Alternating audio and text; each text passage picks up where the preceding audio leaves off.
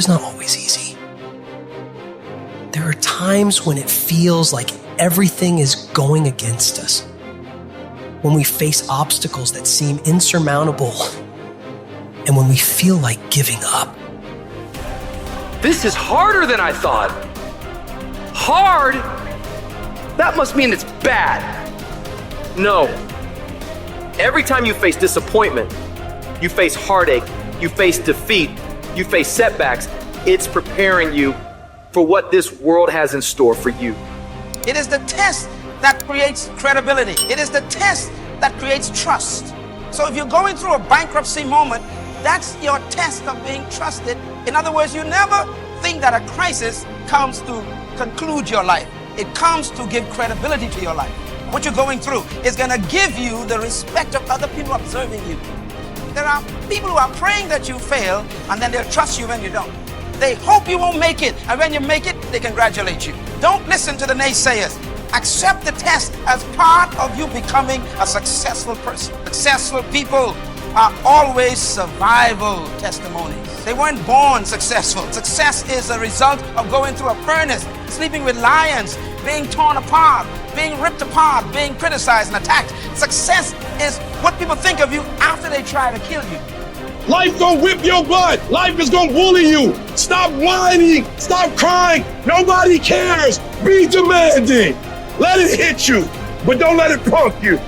This is not an opposition. This is an opportunity. I don't care if you've been beaten to the floor, if your legs are too tired to lift that weight. Break through that barrier and create new ones for you and for others to show off. Get back up and live life.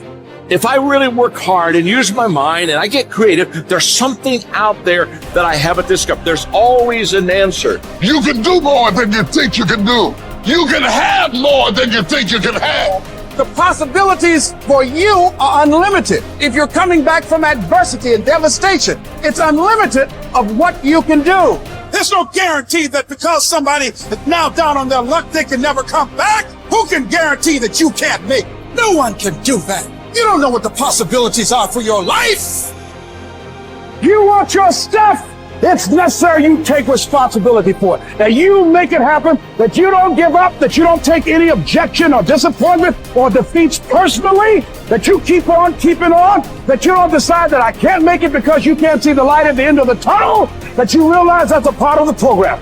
That's how I conquer, and that's how nobody has ever beaten me yet. I have never met anybody who became incredibly successful until they had suffered and sweated and sacrificed and kept their focus and fought through tears and trials and tests. And if you have a dream and you commit to it, it will come to pass. There's something that you could do that would radically change your life. Somebody could take the hand you've been dealt and win with it. Same circumstances, same ideas. They would do it through what they thought about your life. But we don't need somebody because we got you. You are the one.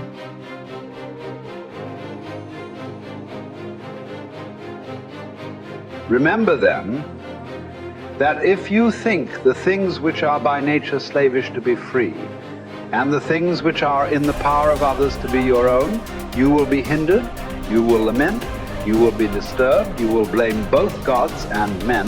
But if you think that only which is your own to be your own, and if you think that what is another's as it really is belongs to another, no man will ever compel you, no man will hinder you.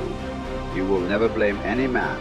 You will accuse no man. You will do nothing involuntarily against your will. No man will harm you. You will have no enemy, for you will not suffer any harm. Now is the time to get serious about living your ideals. How long can you afford to put off who you really want to be? Your nobler self cannot wait any longer. Put your principles into practice. Now, stop the excuses and the procrastination. This is your life. You aren't a child anymore. The sooner you set yourself to your spiritual program, the happier you will be. The longer you wait, the more you'll be vulnerable to mediocrity and feel filled with shame and regret, because you know you are capable of better. From this instant on, Vow to stop disappointing yourself. Separate yourself from the mob. Decide to be extraordinary and do what you need to do. Now. Never depend on the admiration of others. There is no strength in it. Personal merit cannot be derived from an external source. It is not to be found in your personal associations, nor can it be found in the regard of other people. It is a fact of life that other people, even people who love you, will not necessarily agree with your ideas, understand you, or share your enthusiasms. Grow up. Who cares what other people think about you? Caretake this moment.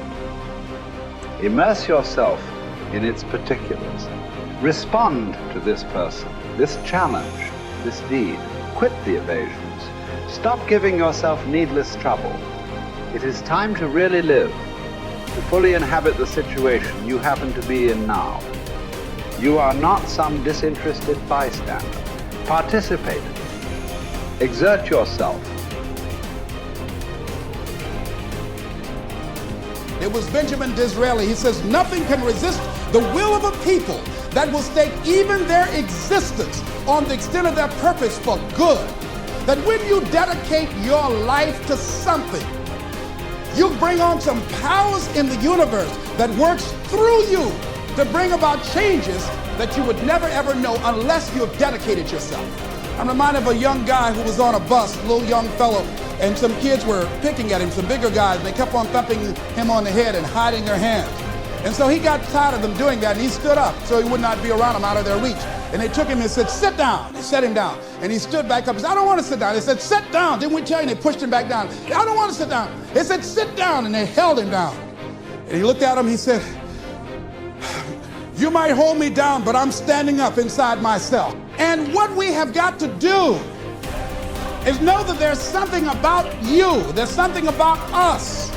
There's a power in you that regardless of what happens to you, you can stand up inside of yourself. I think that's what the poet meant when he says, out of the night that covers me, black as a pit from pole to pole, I thank whatever gods there may be for my unconquerable soul. You have an unconquerable soul.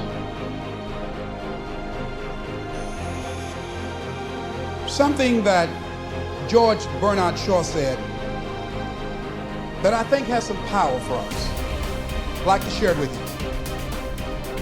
He said, this is the true joy in life. And one of the things that he said, and I loved when he talked about man and Superman, he said that we should establish a tribunal where people would be required to come once a year to give a reason why they should be permitted to go on living for the next year. Can you imagine all the do-nothings hopping from one foot to the other trying to give some justification why they should be allowed to live for the next year? Well, what do you do? I drank a little bit. What are you contributing to life? I go to work every day.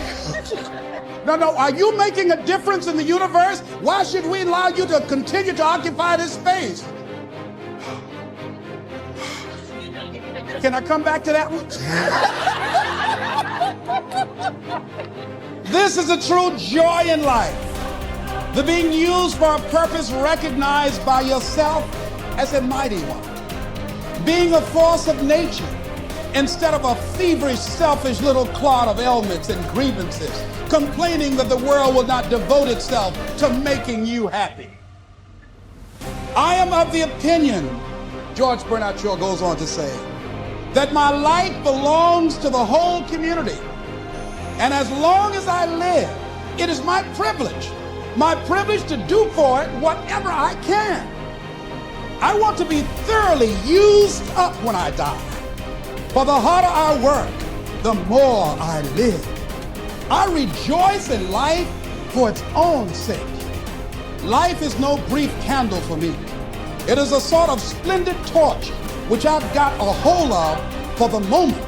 And I want to make it burn as brightly as possible before handing it on to future generations.